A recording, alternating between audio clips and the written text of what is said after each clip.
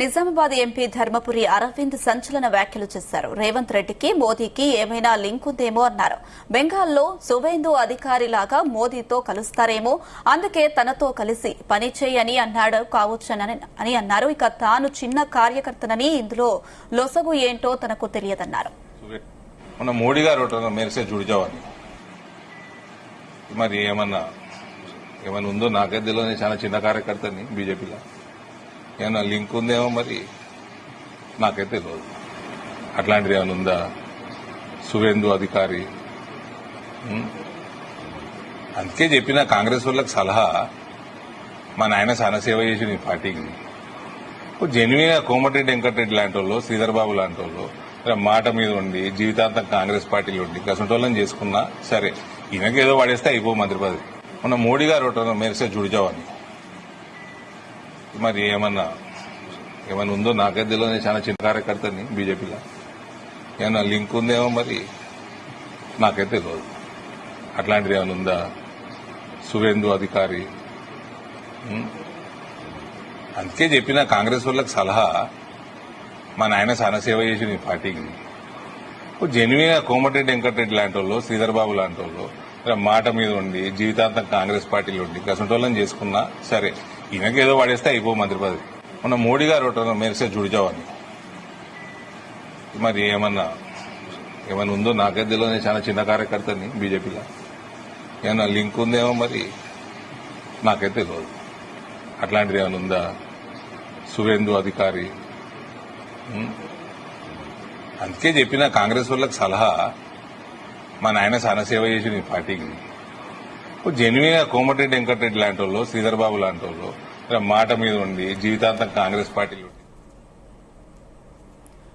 Nizamabad MP Dharmapuri Arvind సంచలన వ్యాఖ్యలు చేశారు. రేవంత్ రెడ్డికి మోదీకి ఏమైనా లింక్ ఉందేమో అన్నారు. బెంగాల్లో సువేందు అధికారిలాగా మోదీతో కలుస్తారేమో, అందుకే తనతో కలిసి పనిచేయని అన్నాడు కావచ్చు అన్నారు. ఇక తాను చిన్న కార్యకర్తనని, ఇందులో లొసగులు ఏంటో తనకు తెలియదన్నారు. ఇదే అంశానికి సంబంధించి మరిన్ని అప్డేట్స్ మా ప్రతినిధి సాయిలు అందిస్తారు. Sailu, good morning Anusha. అయితే ఈ రోజు ఎంపీ అరవింద్ ప్రెస్ మీట్ ఏర్పాటు చేశారు నిజామాబాద్ లో. అది ఇక్కడ అనేక సంచలన వ్యాఖ్యలు చేశారు.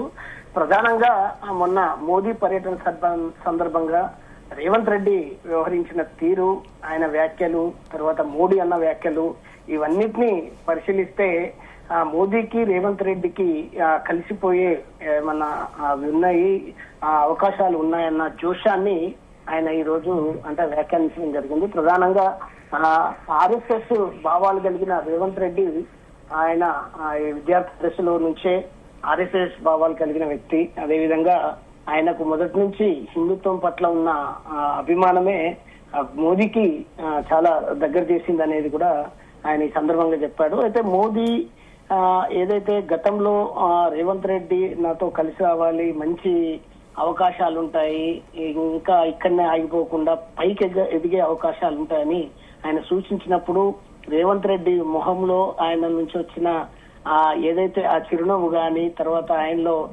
అంటే అభిప్రాయం, ఆయనలో కళ్ళల్లో మిగిలిన హావభావాలు గాని, అవన్నిటినీ పరిశీలిస్తే ఖచ్చితంగా మోదీకి ఆయనకు మంచి లింకులు ఉన్నాయి.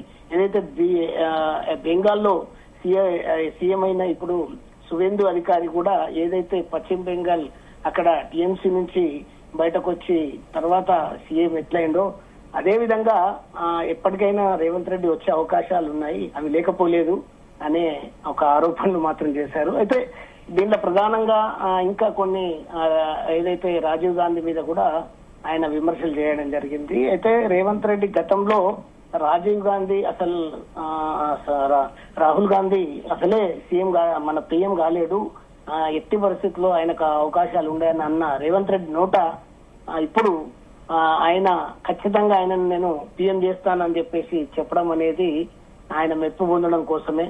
ఇవన్నీ చూస్తుంటే రేవంత్ రెడ్డి ఆడుతున్న ఈ రాజకీయ ఏదైతే ఈ ఆటలో కీలుబొమ్మలు అవుతున్నారో మిగతా కాంగ్రెస్ పార్టీ నేతలు. అయితే ఇంకొక విషయం ప్రస్తావించారు. ఏదైతే పిసిసి చీఫ్ మహేష్ కుమార్ గౌడ్ ఆయనను కూడా అనగదొక్కుతున్నాడు.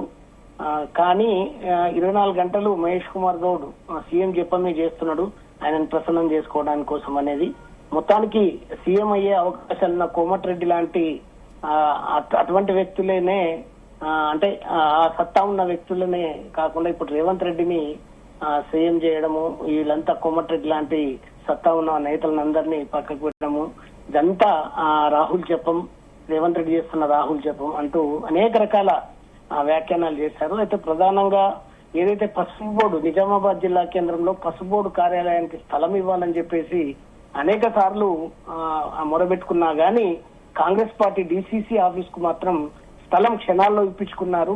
ఇప్పటి వరకు పసుపు బోర్డు కార్యాలయానికి మేము అనేక దరఖాస్తులు చేసినప్పుడు కూడా ఇంతవరకు రైతులకు గాని ఆ భవన నిర్మాణానికి గాని స్థలం కేటాయించిన పాపాన పోలేదు. కాబట్టి పసుపు రైతులంతా సన్నద్ధమై ఆందోళనలకు పెద్ద ఎత్తున కదిలి రావాలని చెప్పేసి ఆయన పిలుపునివ్వడం జరిగింది. ఇంకా అదేవిధంగా ఈ ఔటర్ రింగ్ రోడ్ కు సంబంధించి కూడా అనేక జిల్లాలకు ఇస్తున్న ఔటర్ రింగ్ రోడ్డును నిజామాబాద్కి ఎందుకు ఇవ్వడం లేదు? ఇది పూర్తిగా కక్ష సాధింపు చర్యనే. అయితే ఇక్కడ ఉన్న నాయకత్వం మీద కూడా ఆయనకు సదాభిప్రాయం లేదు.